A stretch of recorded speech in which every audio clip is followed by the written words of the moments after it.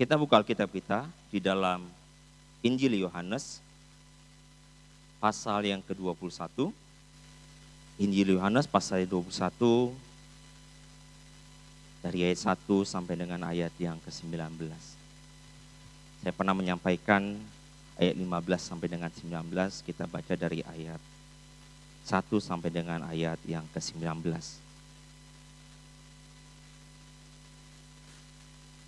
Firman Tuhan berkata seperti ini. Kemudian Yesus menampakkan diri lagi kepada murid-muridnya di pantai Danau Tiberias. Dan ia menampakkan diri sebagai berikut. Katakan, di pantai itu berkumpul Simon Petrus, Thomas yang disebut Didimus, Nathanael dari Kana yang di Galilea, anak-anak Zebedius, dan 2 orang muridnya yang lain. Kata Simon Petrus kepada mereka, "Aku pergi menangkap ikan." Kata mereka kepadanya, "Kami pergi juga dengan engkau." Mereka berangkat lalu naik ke perahu, tetapi malam itu mereka tidak menangkap apa-apa. Ketika hari mulai siang, Yesus berdiri di pantai, akan tetapi murid-murid itu tidak tahu bahwa itu adalah Yesus. Kata Yesus kepada mereka, "Hai anak-anak, adakah kamu mempunyai lauk pauk?" Jawab mereka, "Tidak ada." Maka kata Yesus kepada mereka, "Tebarkanlah jalamu di sebelah kanan perahu, maka akan kamu peroleh." Lalu mereka menebarkannya dan mereka tidak dapat menariknya lagi karena banyaknya ikan. Maka murid yang dikasihi Yesus berkata kepada Petrus, "Itu Tuhan." Ketika Petrus mendengar bahwa itu adalah Tuhan, maka ia mengenakan pakaiannya sebab ia tidak berpakaian, lalu terjun ke dalam danau. Murid-murid yang lain datang dengan perahu karena mereka tidak jauh dari darat, hanya kira-kira 200 hasta saja, dan mereka menghela jala yang penuh ikan itu. Ketika mereka tiba di darat, mereka melihat api arang dan di atasnya ikan dan roti. Kata Yesus kepada mereka, "Bawalah beberapa ikan yang baru kamu tangkap itu." Simon Petrus naik ke perahu lalu menghela jala itu ke darat, penuh ikan-ikan besar. 153 ekor banyaknya, dan sungguh pun sebanyak itu jala itu tidak koyak. Kata Yesus kepada mereka, "Marilah dan sarapanlah." Tidak ada di antara murid-murid itu yang berani bertanya kepadanya, "Siapakah engkau?" Sebab mereka tahu bahwa ia adalah Tuhan. Yesus maju ke depan, mengambil roti dan memberikannya kepada mereka. Demikian juga ikan itu. Itulah ketiga kalinya Yesus menampakkan diri kepada murid-muridnya sesudah ia bangkit dari antara orang mati. Nanti kita lanjut di ayat 19 sampai dengan 19. Bapak Ibu Saudaraku, tadi pagi Om Hen berbicara tentang pribadi Thomas dari ayat yang sebelumnya, ayat 20 yang kita baca. Di saat kebangkitannya, Yesus menampakkan diri kepada murid-muridnya. Dan dikatakan tadi di ayat terakhir, ini ketiga kalinya dia menampakkan diri kepada murid-murid.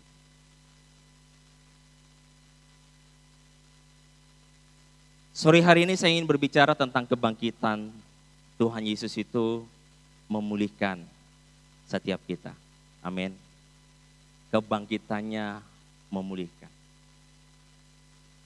Apanya yang harus dipulihkan Bapak Ibu Saudara?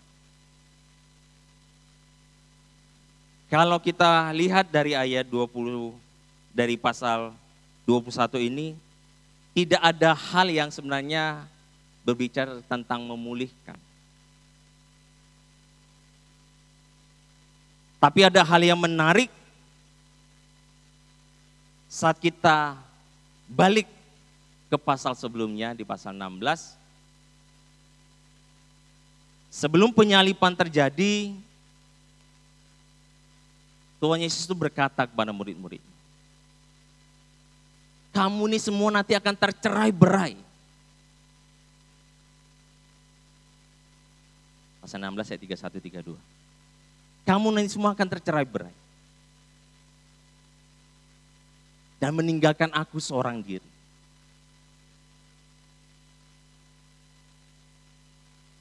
Jadi Tuhan Yesus memberitahu kepada murid-muridnya bahwa kamu semua itu akan meninggalkan aku. Sampai kita tahu ceritanya Bapak Ibu Saudaraku bahwa Petrus berkata, Tuhan sekalipun mereka nanti meninggalkan kau, aku tidak akan meninggalkan engkau.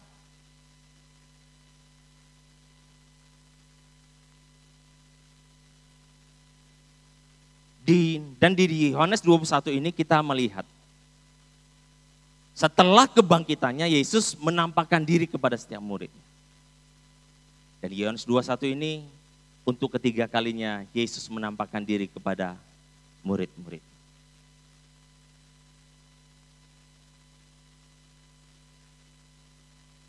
Tuhan ingin berkata apa Bapak Ibu Saudara?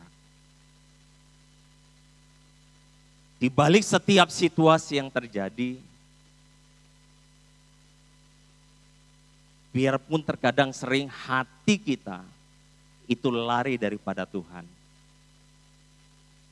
Satu hal yang saya dapat, Tuhan tidak pernah pergi meninggalkan kita. Amin.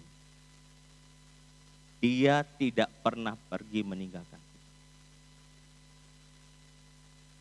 Hati kita mungkin yang memberontak, dia tetap datang menghampiri kita. Itu yang Yesus kerjakan.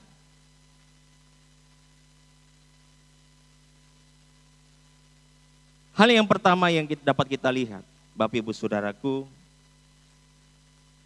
di ayat 7 dikatakan seperti ini. Maka murid yang dikasihi Yesus berkata kepada Petrus, itu Tuhan.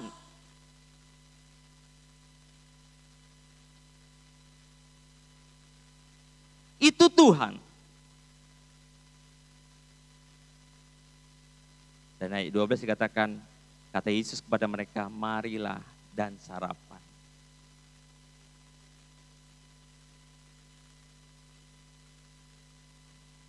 Kebangkitan Tuhan Yesus yang memulihkan itu, Dia tidak pernah meninggalkan kita seorang diri. Dia tidak pernah meninggalkan kita. Biarpun firman Tuhan berkata bahwa murid-muridnya itu akan meninggalkan dia seorang diri. Tapi Tuhan Yesus kembali kepada mereka. Saya percaya kalau pada saat kita punya teman yang akrab di dalam situasi yang sulit contohnya ya.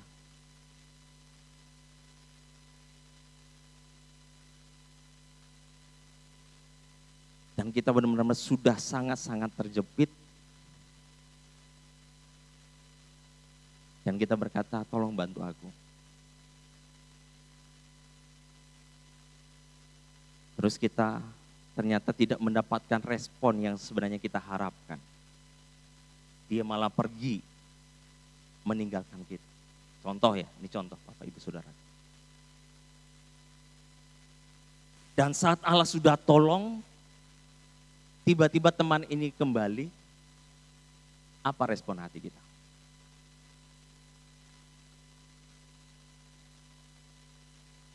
Pada saat aku susah, kamu gak tolong. Pasti itu yang pertama muncul. Benar?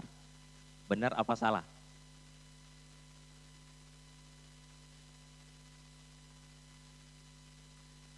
Saya percaya secara kedagingan kita pasti akan berkata seperti itu. Saat aku susah, engkau gak bantu aku. Saat Tuhan sudah tolong aku, dan Tuhan sudah angkat kita, kamu malah datang.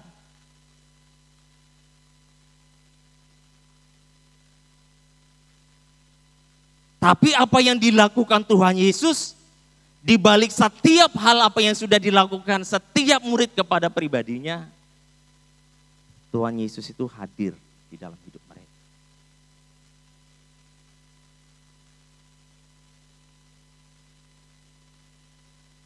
Tuhan Yesus bangun lagi hubungan itu.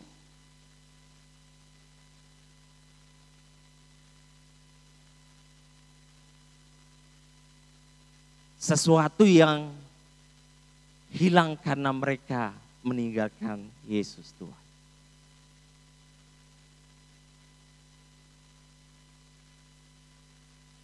Di dalam kehidupan kita Bapak Ibu Saudaraku, yang pertama ini biarkan menjadi bagian di dalam kehidupan kita. Taruh itu di dalam hati kita. Di balik setiap hal apa yang kita lakukan, Allah kita tidak pernah meninggalkan kita. Amin. Dia selalu hadir bagi saudara dan saya. Dia hadir. Karena dia tidak mau meninggalkan kita seorang diri.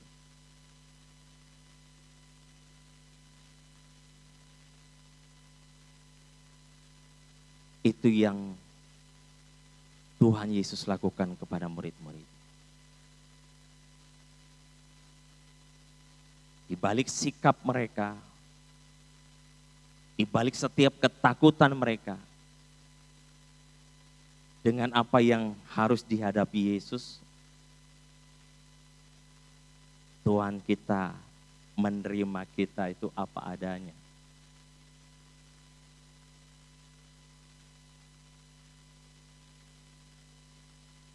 Karena dia tahu siapa kita sebenarnya.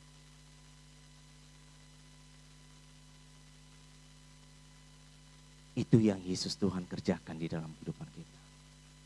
Jadi jangan pernah ada berkata bahwa saya seorang diri. Tidak. Karena Tuhan kita tidak pernah meninggalkan kita. Hal yang unik kalau Bapak Ibu lihat, saudaraku, saat Tuhan Yesus sedang bercakap-cakap dengan muridnya, hal yang luar biasa yang dia kerjakan adalah dia selalu membawa nyantai, posisi makan. Ya toh? Makan. Ternyata makan bersama itu membuat suasana menjadi lebih terbuka.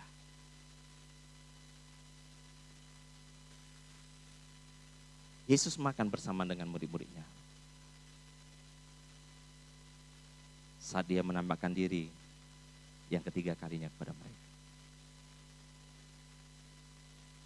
Bahwa dia akan selalu ada bersama-sama dengan mereka.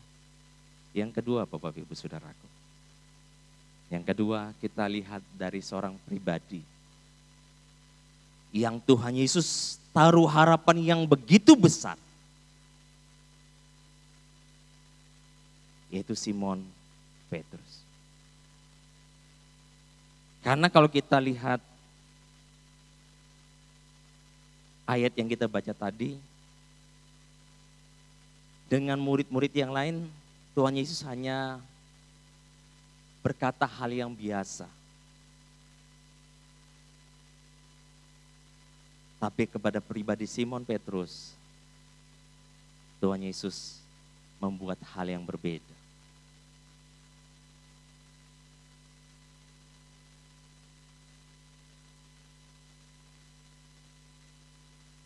Apa perbedaannya Bapak Ibu Saudaraku? Kita lanjut ayat 15 sampai dengan 19. Dikatakan seperti ini. Sesudah sarapan Yesus berkata kepada Simon Petrus, Simon anak Yohanes, apakah engkau mengasihi aku lebih daripada mereka ini? Jawab Petrus kepadanya, benar Tuhan, engkau tahu bahwa aku mengasihi engkau. Kata Yesus kepadanya, gembalakanlah domba-dombaku. Kata Yesus pula kepadanya untuk kedua kalinya, Simon anak Yohanes, apa engkau mengasihi aku? Jawab Petrus kepadanya, benar Tuhan, engkau tahu bahwa aku mengasihi engkau. Kata Yesus kepadanya, gembalakanlah domba-dombaku. Kata Yesus kepadanya untuk ketiga kalinya, Simon anak Yohanes, apakah engkau mengasihi aku? Maka sedih hati Petrus, karena Yesus berkata untuk ketiga kalinya, apakah engkau mengasihi aku? Dan ia berkata kepadanya, Tuhan, engkau tahu segala sesuatu, engkau tahu bahwa aku mengasihi engkau. Kata Yesus kepadanya, gembalakanlah domba-dombaku.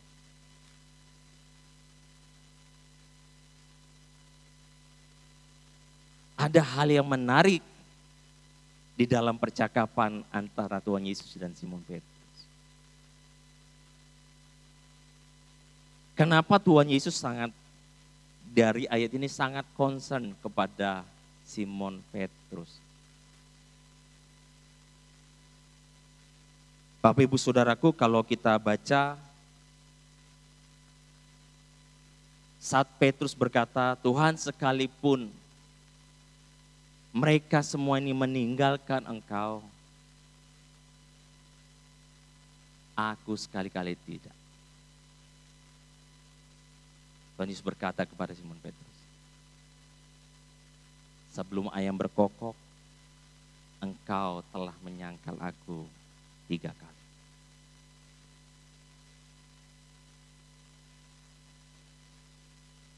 Dan di balik itu Bapak Ibu Saudaraku, ternyata apa yang Tuhan Yesus katakan itu terjadi. Itu terjadi.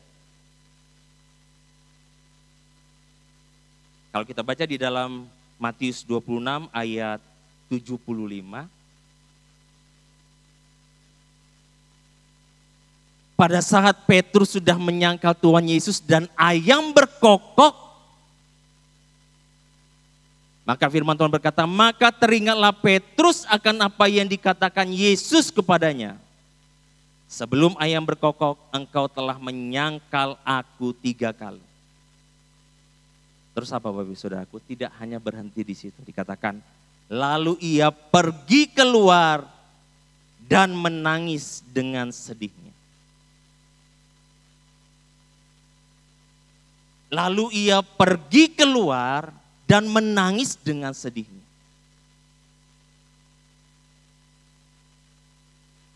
Ternyata pribadi yang begitu luar biasa di hadapan Tuhan sebelum terjadi penangkapan kepada Tuhan Yesus, ternyata hal yang sebaliknya terjadi.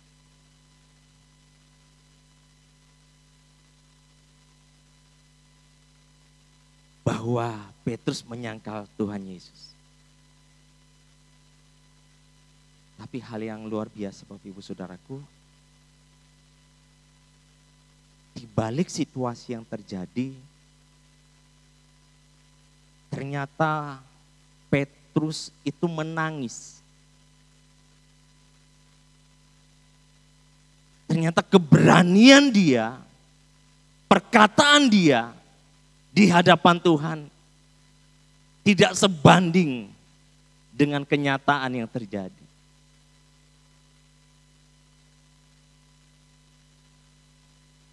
Petrus mengalami, artinya saya bilang sakit yang paling dalam.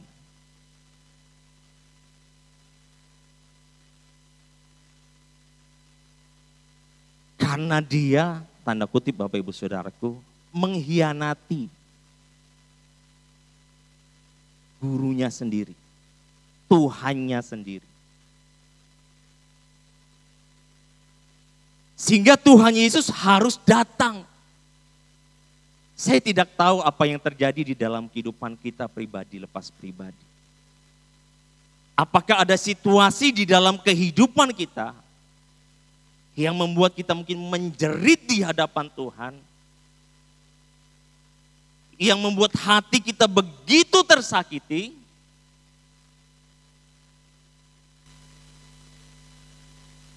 saya tidak tahu.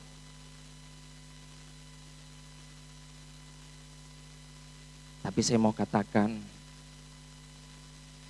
bahwa Tuhan kita, Yesus Tuhan, akan hadir secara pribadi di dalam hidup kita.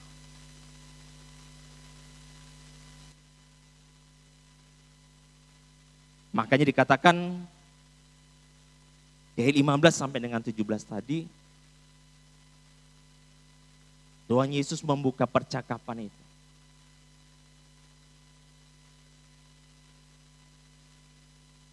Hal yang kedua yang Yesus kerjakan,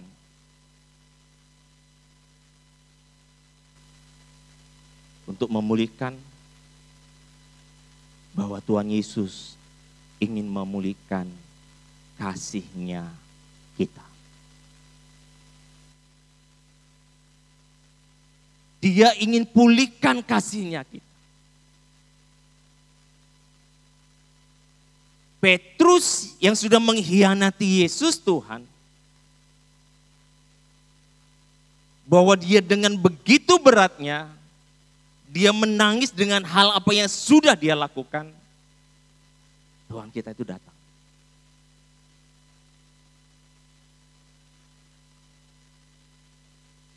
Ayat 15 dikatakan, Simon anak Yohanes, apakah engkau mengasihi aku?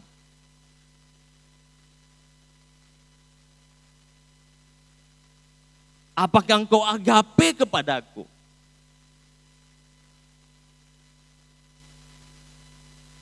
Tapi Simon hanya menjawab, tidak Tuhan, aku hanya bisa filio. Kasih seorang sahabat kepada.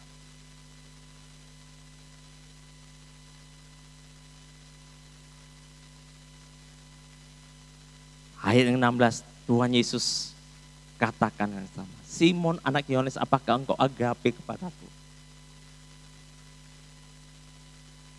Aku hanya bisa filio Tuhan. Petrus jawab.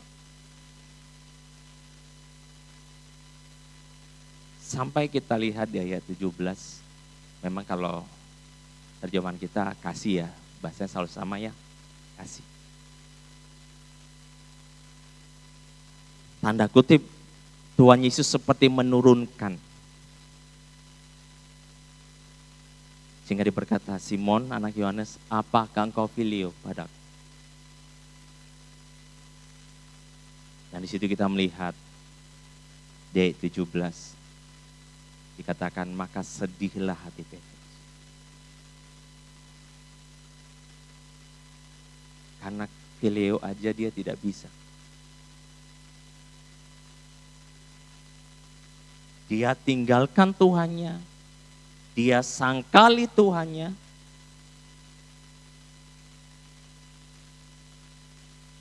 sampai dia berkata, Tuhan engkau tahu segala sesuatu.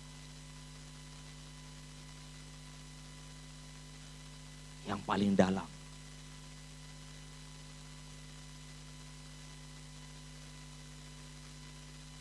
Bisakah kita membuka hati kita yang paling dalam? Saat Tuhan hendak mengoreksi akan hati kita, Bapak Ibu Saudara.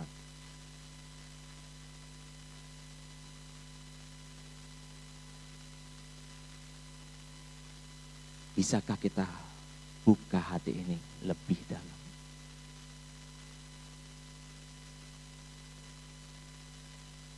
Simon Petrus tahu bahwa apa yang dituntut Tuhan untuk mengasihi dia sebagai Tuhan, agape, agapao, itu dia tidak bisa lakukan.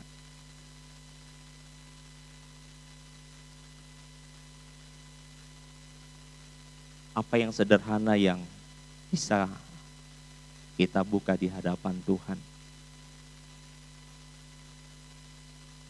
itu adalah awal bagi setiap kita untuk mengalami pemulihan daripada Tuhan. Karena Tuhan punya rencana yang luar biasa atas kehidupan Petrus secara pribadi. Karena Tuhan Yesus berkata, Simon, Petrus, di atas batu karang ini, aku akan mendirikan jemaatku. Tapi saat ini batu karang ini sedang galau.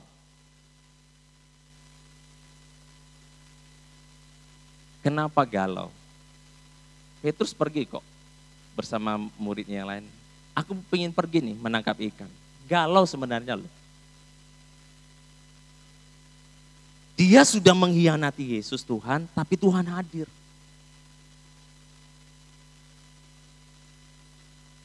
Dia tetap datang loh.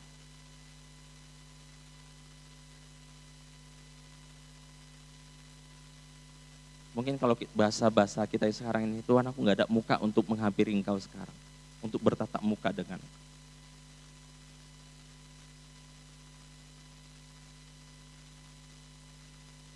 Saya percaya kadang hati kita juga seperti itu Bapak Ibu Saudara.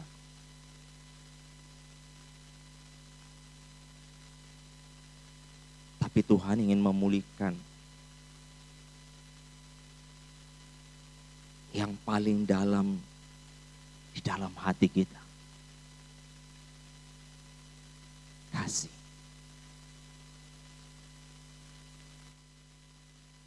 Karena saat Tuhan sudah mendapatkan hati kita, maka Dia akan mendapatkan seluruh hidup kita.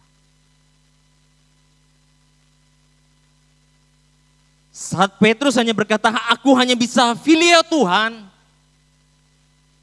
Tuhan tangkap itu. Itu cukup bagiku untuk membangkitkan batu karang itu kembali. Amin.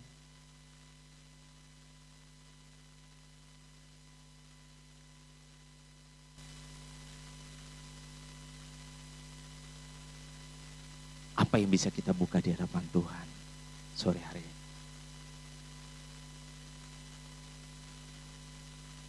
Karena tidak ada yang tersembunyi di hadapan Tuhan.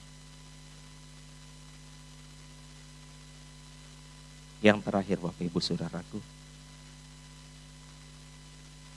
apa yang dipulihkan Tuhan? Di ayat yang sama, ayat 15 sampai dengan 17.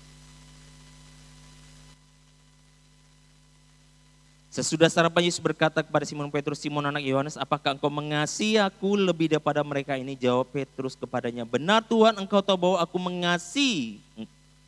Kata Yesus kepadanya, gembalakanlah domba-dombaku. Kata Yesus pula kepadanya untuk kedua kalinya, Simon anak Yohanes, apa engkau mengasihi aku? Jawab Petrus kepadanya, benar Tuhan, engkau tahu bahwa aku mengasihi engkau. Kata Yesus kepadanya, gembalakanlah domba-dombaku.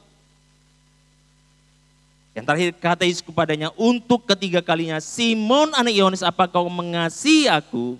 Maka sedih hati Petrus karena Yesus berkata untuk ketiga kalinya, apakah engkau mengasihi aku? Dan ia berkata kepadanya, Tuhan, engkau tahu segala sesuatu, engkau tahu bahwa aku mengasihi engkau. Kata Yesus kepadanya, gembalakanlah domba-dombaku. Katakan, gembalakanlah domba-dombaku. Ayat 15, 16, dan 17. Tapi kalau kita lihat dari versi King James, Bapak Ibu Saudaraku, ada hal yang berbeda. Ayat 15 berbicara tentang lamb, anak domba. 16 dan 17 berbicara tentang sheep, domba yang dewasa. Di dalam kehidupan kita, yang ketiga apa yang hendak Tuhan pulihkan? Bahwa Tuhan ingin memulihkan panggilan pelayanan kita.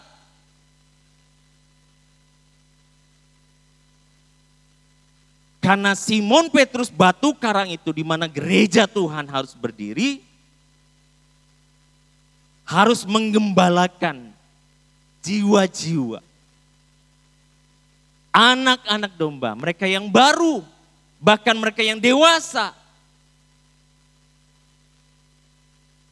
Kalau batu karang ini tidak dipulihkan, maka pelayanannya tidak akan bisa maksimal.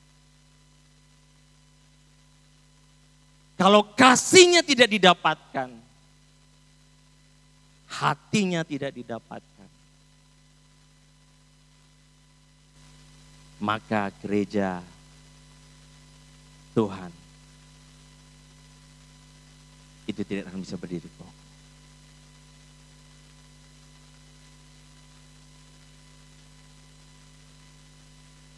Tuhan Yesus memanggil saudara dan saya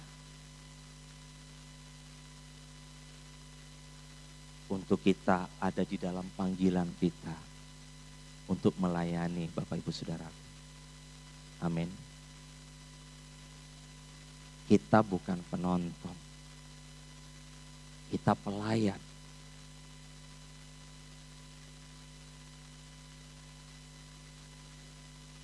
Kita pelayan.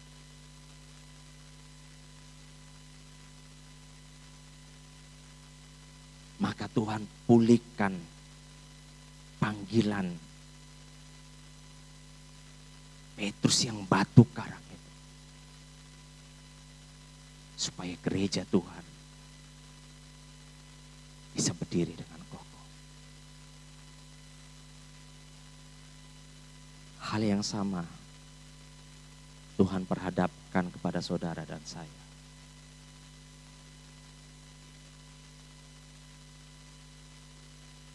Karena tugas pelayanan itu tugas kita bersama Bapak Ibu Saudara. Saat kita berbicara tentang gereja itu berbicara tentang saudara dan saya.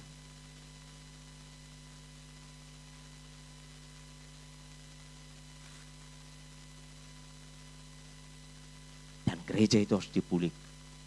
Sehingga kita bisa maksimal di dalam kita melayani Tuhan. Itu yang Tuhan Yesus kerjakan.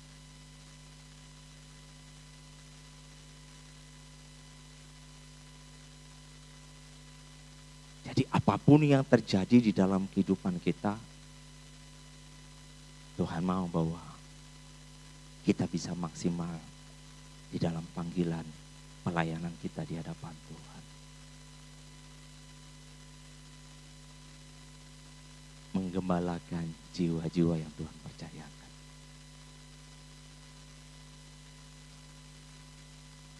Karena kita mengembalakan bukan hanya berbicara tentang jabatan, tidak.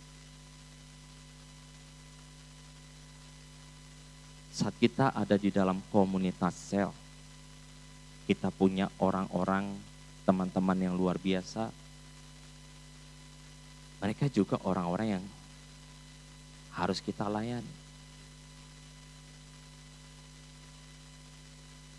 Itu adalah bagian.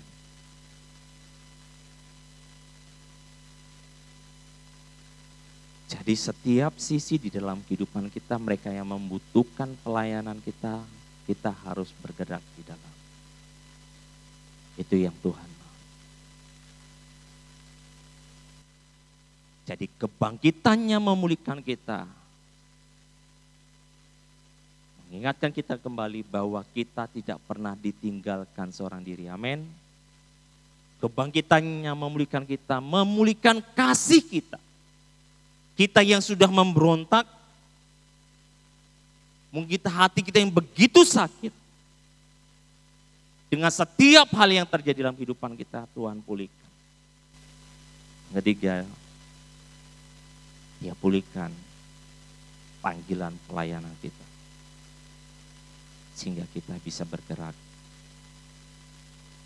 maksimal di hadapan Tuhan. Apapun keadaan kita sore hari Bapak Ibu Saudaraku, saya tidak tahu. Tapi izinkan kasih-Nya memulihkan kita. Mari kita tundukkan kepala kita. Saya undang pemain musik.